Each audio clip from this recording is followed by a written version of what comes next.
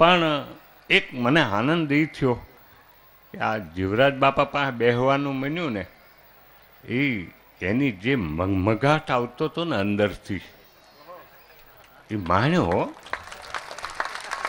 મૌન માણવા જેવો મગમગાટ હતો.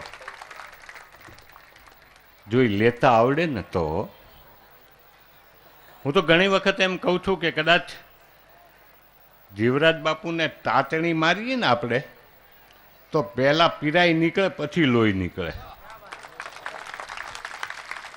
એસી વાત છે. ગીત ગોવિંદની જેમ તવ ચરણ મમ સિર ધરું, એવી બહુ સરસ રાધા માટે કીધેલું એમ કે રાધાને તૈયાર કર્યા પછી કે રાધા એક વાત પૂછું તને, એક વાત માગું. અરે કૃષ્ણ હજી માગવા જેવું છે તને? સમગ્ર તારી શું? સંપૂર્ણ શૃંગાર કરાવ્યા પછી રાધાને દર્પણ બતાવે છે. રાધા ખુશખુશાલ થઈ જાય છે કે કૃષ્ણ એ વખતે તો નહીં હોય પણ નહીતર એમ કીધું છે આઈ એમ વેરી બ્યુટીફુલ, બહુ સુંદર બની છું.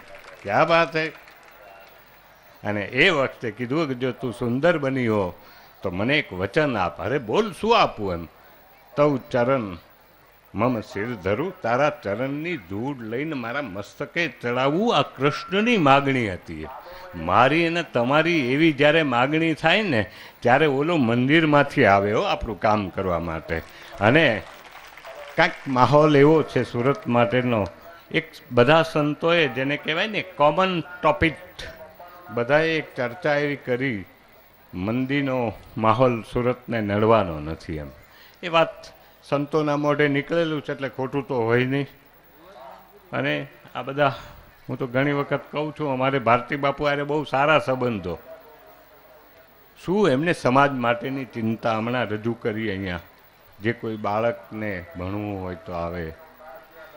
મને તો એમ લાગે જ છે કે હવે આપણે, મેં તો કાંઈ વામન ભગવાનને જોયા નથી પણ વામન ભગવાન કેવા હશે ભારતી બાપુને જોઉં ને ત્યારે મને એમ લાગે છે 3.5 ડગલામાં પૃથ્વી ભર લીધી.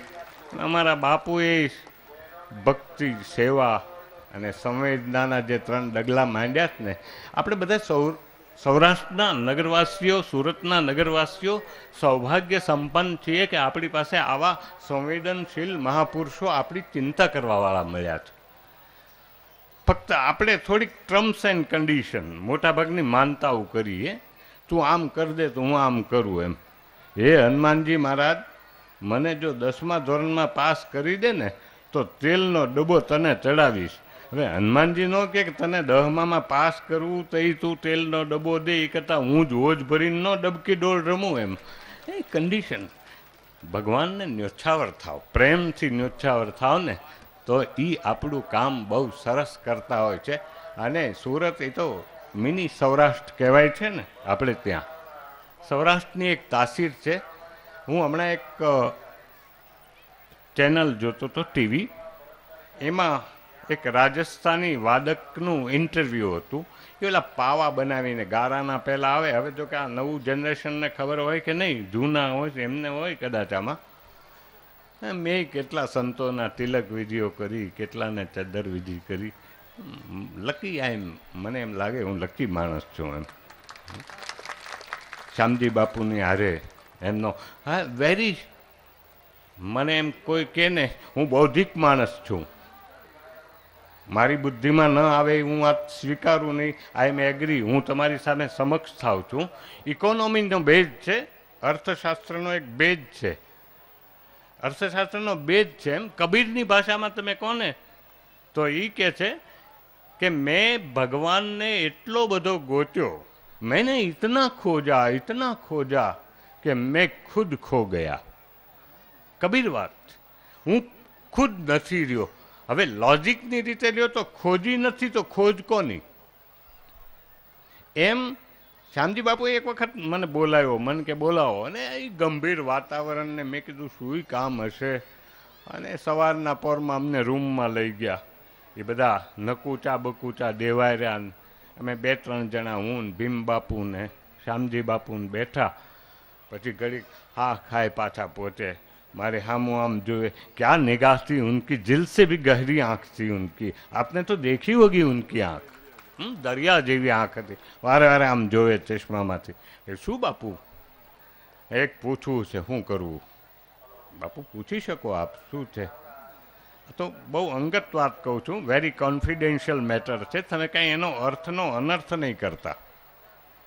મને કે ભાર બહુ વધ્યો, એનું શું કરવું? એમ ભારમાં સમજો ને તમે,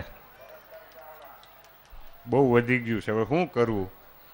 એ કીધું બાપુ એને માટે તો આપણી પાસે ઘણા રસ્તા છે. હા, આપ તો દેવાવાળા છો, જવા દો વધારે ઓર बढ़ा दो. મને કે હા એ સાચું. અને પછી બાપુએ જોરદાર શરૂ કરી દીધું. 500 વાળો હોય ને 1000 ને 1000 વાળો હોય ને 5000 ને ઠપકારવા માંડ્યા. બીજે વર્ષે હું ગયો, મેં કીધું કા બાપુ હળવા ચા ને? મને કે ના ના મરી ગયા, એથી દોઢું આવ્યું પાછું. હા, ત્યાં તમારું ક્યું લોજિક કામ લાગે, ક્યું ઇકોનોમી કામ લાગે તમારું? એમ આ છે ને એક મહત્વની વાત છે.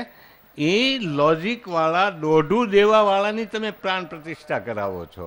એટલે મને તો સંપૂર્ણ વિશ્વાસ છે. હવે તમારે વિશ્વાસ જારી રાખવાનો. તો ટૂંકી વાત તો એ હતી કે રાજસ્થાની ઇન્ટરવ્યૂ લીધું અને લેવાવાળો તો અંગ્રેજ માણસ હતો, ઓલો પાવો વગાડતો હતો, મેલા ગેલા કપડાં હતા, કડતલી પડી ગયેલી કાયા હતી, દુર્બળ માણસ હતો. એટલે ઓલાએ એને સલાહ આપી કે બાપા આ તમારી પાસે આ કલા ક્યારથી છે? તો કે બાપા અમે 3 પેઢીથી આ પાવો વગાડીએ છીએ અને એની અંદર અમારું ગુજરાન ચલાવીએ છીએ. તો કે બાપા હવે સમય ફરી ગયો છે, સમય બદલી ગયો છે, હવે આ મૂકી દો પાવા બાવા અને કંઈક નવું ઇન્સ્ટ્રુમેન્ટ, નવું કંઈક તમે શીખો, જેથી કરીને તમને ઉપાર્જન મળે, તમને પૈસા વધારે મળે. હવે સમય ફરી ગયો છે, આ તમારું ટૂંટું ટૂંટું ન હાલે. એમ એનો કહેવાનો ભાવાર્થી હતો. પણ ઓલા બુઢા બાબાએ બહુ સરસ જવાબ આપ્યો વૃદ્ધે કે સાહેબ आप ठीक कहते हैं, समय बदल गया है, लेकिन सुर थोड़ा बदला है. सुर तो वही होता है ने जो पहले हमारा वडवाला आते थे.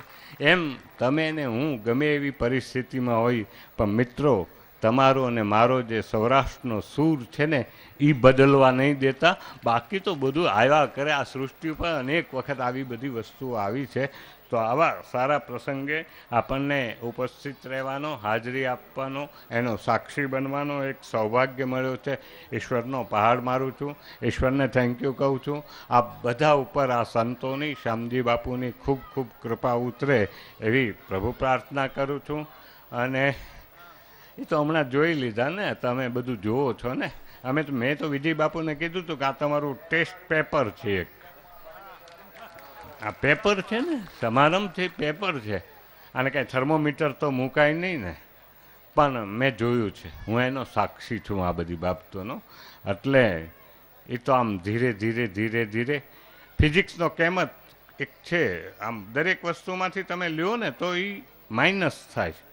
આ લાઇટ આવે છે જ્યાં જનરેટ થાય છે ત્યાંથી અહીંયા આવે ને તો વચ્ચે વેરિએશન જેને કહેવામાં આવે, થોડા વોલ્ટેજ કપાઈ જાય. એમ એક ફોટામાંથી બીજો ફોટો તમે છાપો તો 10% એનું રિઝલ્ટ ડાઉન આવે. એમ એક જ એવી વસ્તુ છે ફિઝિક્સ કેમિસ્ટ્રીમાં કે સંતોના આશીર્વાદ છે ને, શ્યામજી બાપુના આશીર્વાદ ઉતર્યા જીવરાજ બાપુમાં, એટલે જીવરાજ બાપુનું પ્લસ પડ્યું હતું એટલે દોઢું થયું હોય.